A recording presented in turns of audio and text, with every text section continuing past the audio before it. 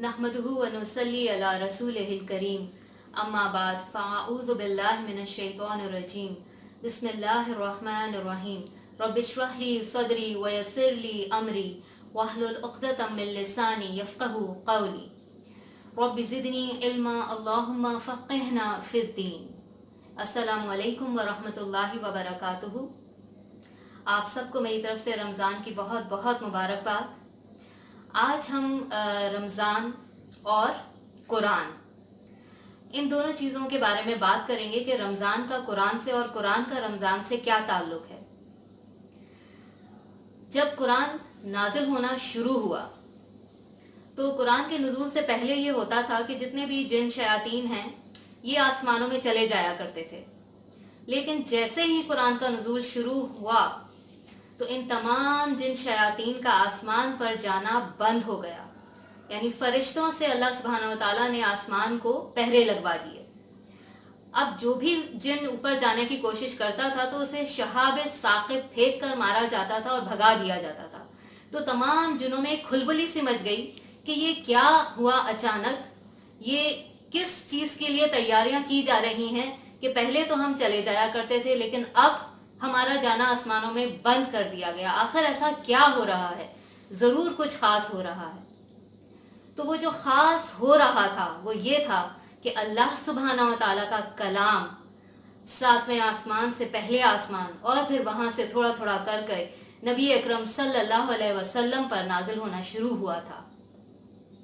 तो वो रास्ता जहां से कुरान के आने का जरिया था उसे फरिश्तों के जरिए पहरे बिठा दिए गए और जिन शयातीन से उस रास्ते को पाक कर दिया गया। फिर उसके बाद ये कलाम लेकर आ कौन रहा है? जिब्राईल अमीन। कौन है वो? जो फरिश्तों के सरदार हैं। फिर ये कलाम नाजिल किस पर हो रहा है? नबी अकरम सल्लल्लाहु अलैहि वसल्लम, जो अंबिया के भी इमाम हैं, रहमतुल्लिल आलमीन हैं। तमाम इंसानों में सबसे बुलंद मर्तबा अल्लाह ने उनको अता फरमाया। फिर किस शहर में आ रहा है? मक्का मुकर्रमा, जिसे तमाम शहरों की मां करार दिया गया, जहां हमारा किबला मौजूद है। फिर किस महीने में आ रहा है? रमजानुल मुबारक।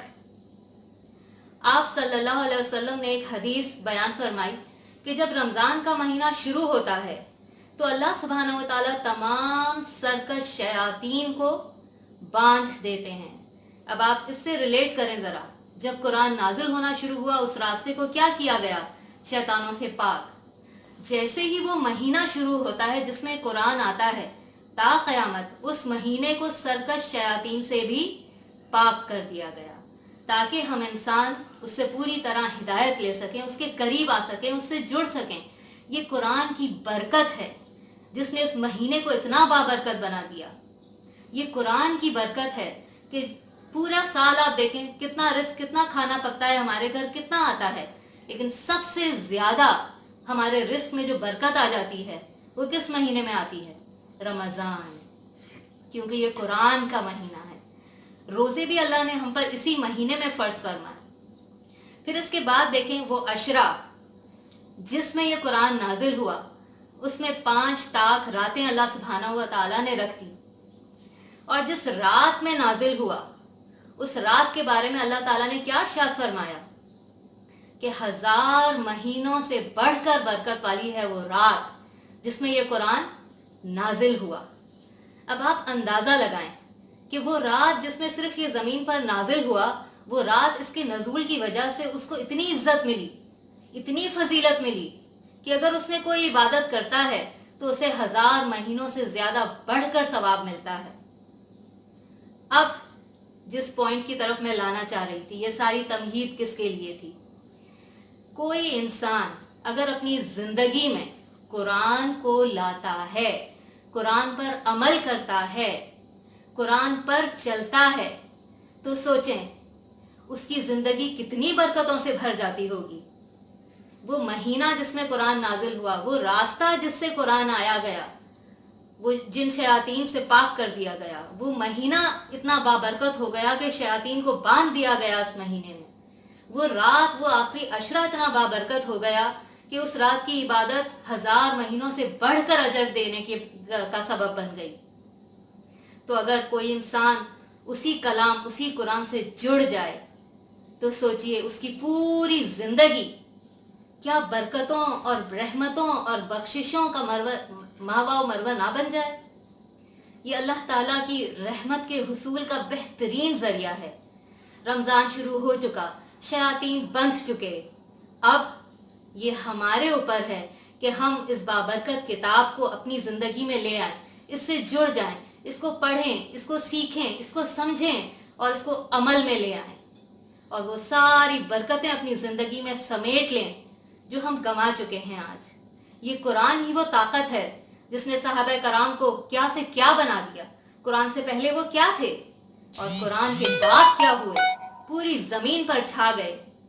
تو آئیے آج ہم بھی پوری دل کی سچائی کے ساتھ قرآن کو تھامیں، پڑھیں، سیکھیں، سمجھیں۔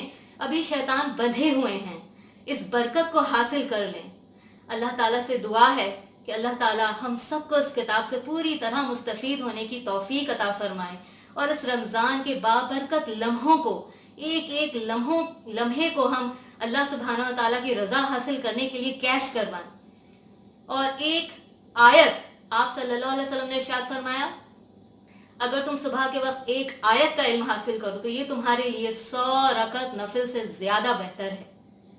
تو روز اگر ایک آیت کی بھی آپ علم حاصل کریں تو یہ سمجھ لیں کہ 100 رکعت نفل آپ نے رمضان میں پڑھے، اور رمضان میں تو چھوٹی سی نیکی کو بھی اللہ تعالیٰ کئی گنا بڑھا دیتے ہیں۔ اللہ تعالیٰ سے دعا ہے کہ اس رمضان میں اللہ تعالیٰ نے ہمیں سارے کاموں سے فارغ کر دیا، سارے اسکول بند، یونیورسٹیز بند، آفس بند، اتنی فراغت کے بعد بھی کیا ہم قرآن سے نہیں جڑیں گے؟ یا اللہ آپ ہم سب کو توفیق عطا فرمائیے کہ ہم اس قرآن کو اپنی زندگی میں لا کر اپنی زندگی کو برکتوں سے بھر دیں۔ آمین ثم آمین۔ وآخر دعوانا ان الحمد للہ رب العالمین۔